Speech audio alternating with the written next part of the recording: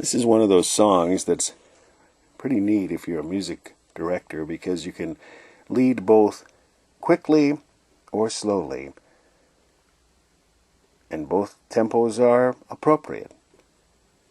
I'm going to mix it up and sing slow, then fast, then slow, then fast.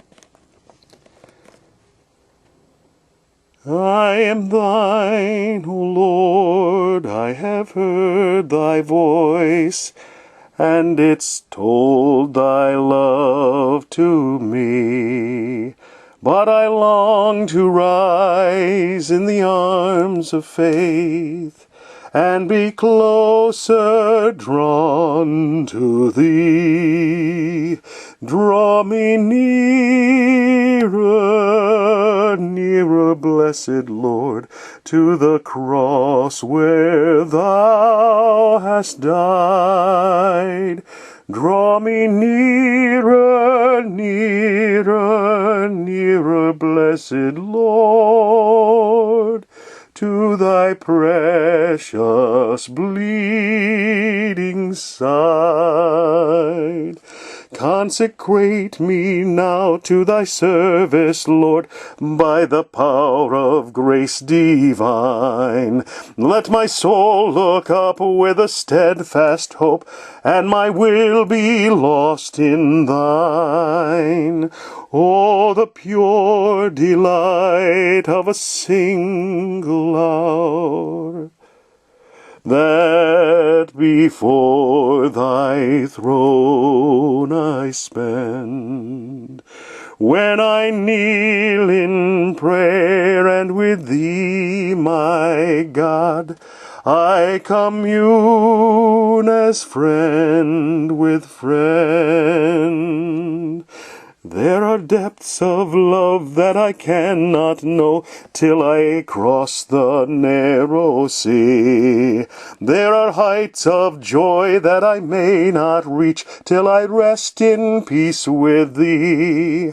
Draw me nearer, nearer, blessed Lord, to the cross where thou hast died. Draw me nearer, nearer, nearer, blessed Lord, to thy precious bleeding side.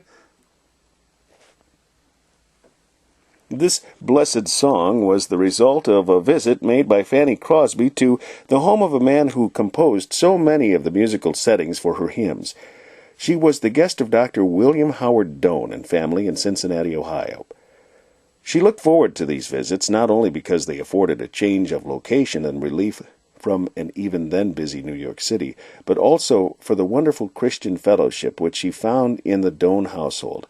Late one afternoon, as they were all seated on the front porch of the lovely Doane home, they witnessed the glory of a Midwest sunset, with all of the riot of color which only the Creator himself could paint.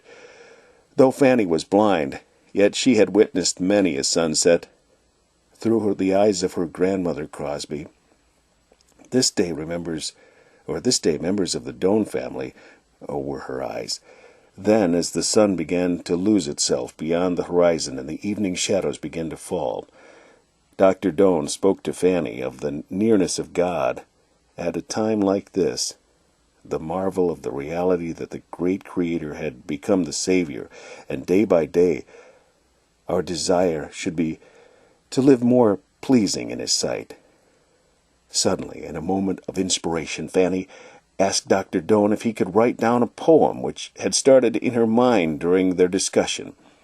She dictated it line by line, verse by verse, and then a chorus. And so another heartwarming gospel song had been composed by Fanny Crosby. The next day, Dr. Doane wrote the musical setting, which has played such an important part in making it one of Fanny Crosby's best-loved songs. Alfred B. Smith. With that hymn story in mind, feel free to start the video again and listen more carefully to the words.